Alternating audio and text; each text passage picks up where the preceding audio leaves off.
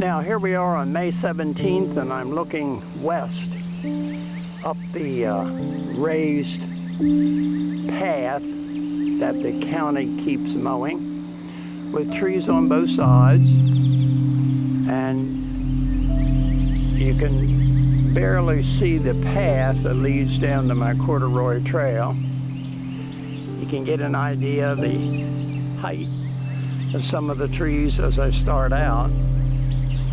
And I'm just going to walk my way down to the east. It's been raining, and so instead of trying to keep the camera on the ground, I'll try to keep it up in the air. There are about 10 different areas in which I've cut paths. I'll show some of those as we walk along. I try to go for a walk each day, and you can see that there are some straggly tall pines along here,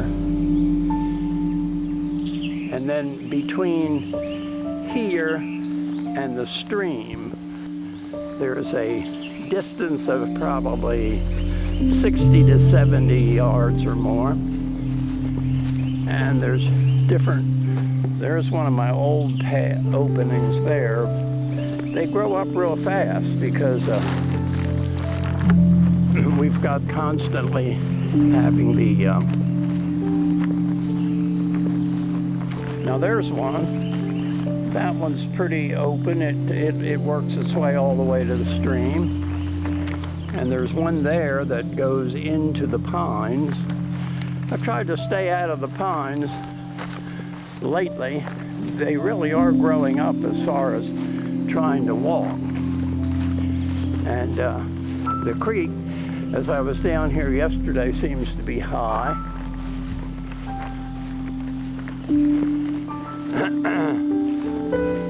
And we'll see how we go here. I have two more paths, one on each side as we get along down here. And again, one of them goes zigzags to the stream, and that's it right there, an opening. And then I cut an opening here that goes into the pine. So along we go. There's a turtle. I see a lot of those. Every day I've seen 3 or 4 of them walking along through here.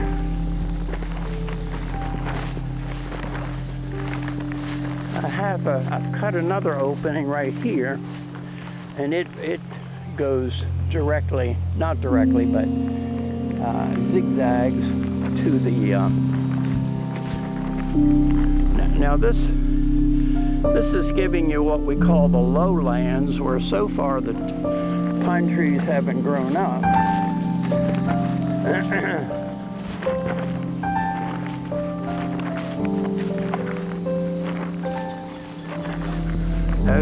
As I turn around and look back, you can see I've come that distance. There you kind of get a view of what I call the low spot, and then the pines, and then the big woods. This is that new area that I've explored, and actually between here and the creek I've actually explored the whole area. Cut an awful lot of vines. Some of the vines up there have already been cut, most of them. This is a long stretch going through here. I cut a path there. It goes directly to the creek, and that's a fairly new path. There's one up here that goes down to David's. It's a rather older path, and I've had it here a very long time.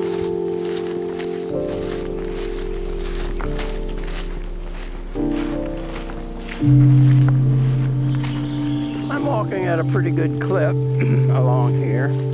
This is one that's been here a long time, and going to just put down my bag of tools and go down in here.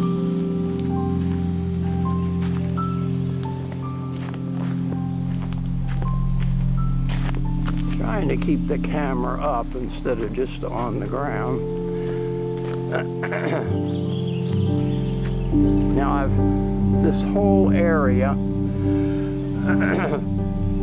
has a lot of huge trees, a lot of vines that I've cut.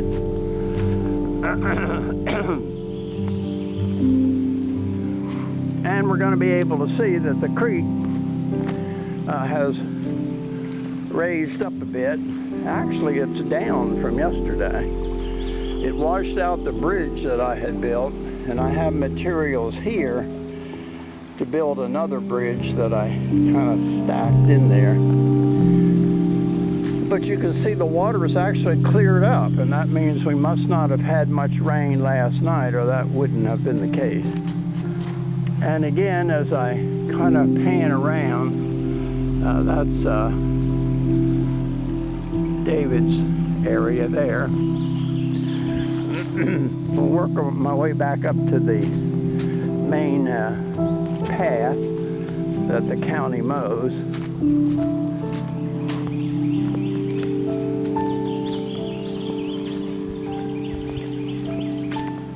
I'm wearing my big boots.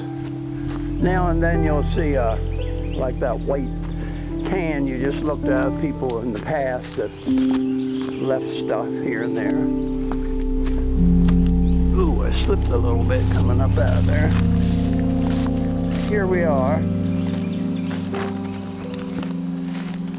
I'll pretty soon be to that thistle. A thistle just kind of grew up in 4 days, which is rather interesting. But all along here I've cut paths in toward the creek.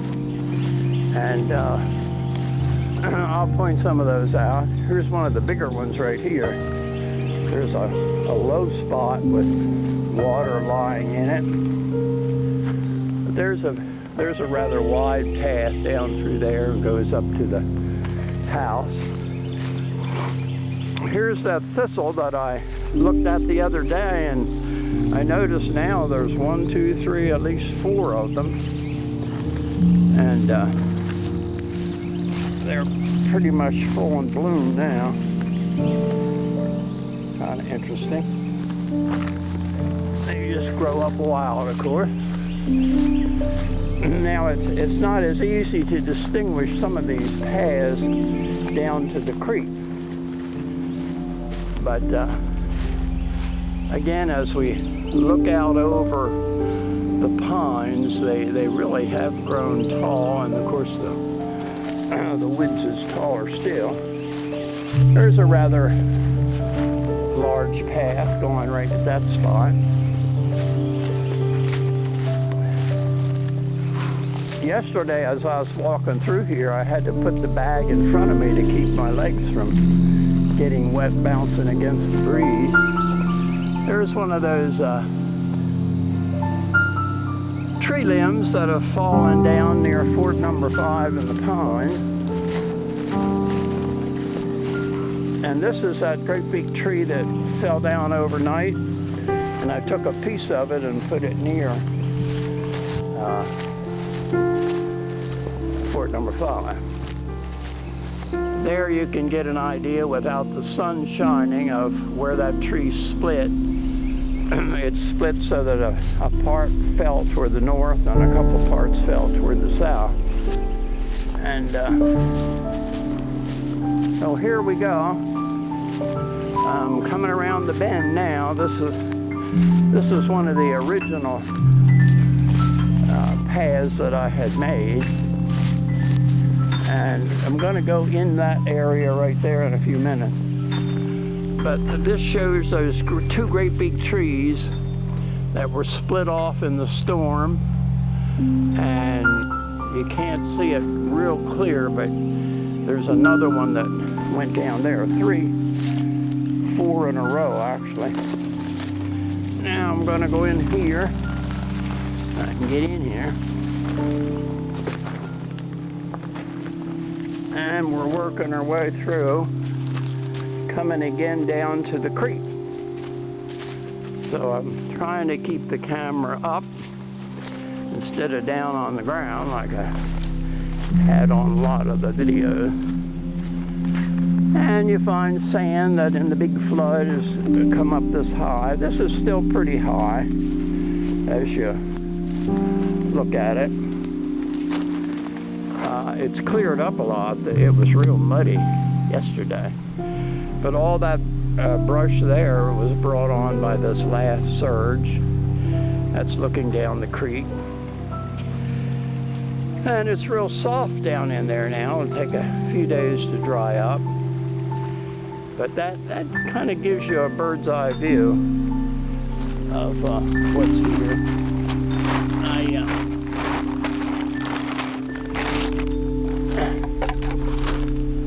think I'll walk back out of here. There's a path that I had cut down along the creek. And I'm doubling back toward the big path again. These, because it's in the woods, the moisture's collected on a lot of these plants. And I'm gonna work my way through here. Now this was one of the original paths that I cut a couple years ago. And we're coming to the area where I was working on that tree that fell down. This was all brush. It looked like this, and then I cut this huge hole, and then with the bow saw cut up that tree. Now here we go. We got a giant tree in front of me. I cut that big vine off a long time ago. There's an interesting tree up here. When I first saw it, there was just one little hole. And now, even though the tree is rather long, you can see as I aim the camera that there's holes all around it. There's 1, 2, 3, 4, 5, 6 holes with just big roots sticking out. And we're coming through, walking toward the main path. In here, there's a path there that would lead over to the west. There's another main path that comes through here and goes south toward my house where I came from. But I know there's a lot of moisture in here, so if I get up to that stream, I know it's going to be pretty. Okay, now as we go through here, you can see the path is rather clear. You could almost drive one of those little 4x4s through here if it wasn't for that 2 or 3 big trees that have fallen across it. There, a new vine is trying to capture that tree after I cut the old one off. This is a main path that goes down toward the west, and one of the main paths that goes into the pines right there. And then we come back around here, still heading south. This is really the main path through the woods that I've probably used more than any other. I drug all the lumber, branches and big limbs to build some of my area, the Fort 1, 2, and 3 that are here in the woods. But as we come back, you get an idea as we're approaching the area in front of Fort number 2. Now that we've had all the rain, this was almost dried up. Now it's got a lot of moisture in it again, with many big trees. And we're looking into what we call the courtyard, with a semblance of a roof or rafters over it. And down there would be the bridge that goes across this little creek. And then as I turn and head toward the pines and Fort number 3 with its 14 rooms, This path was my old construction entrance to get into it, and you can see it's really filled up with water. It's got a lot of water back in it. That's the main path that goes through Fort number 3, and I think I'll stop right there. This is probably one of the longest ones I've had.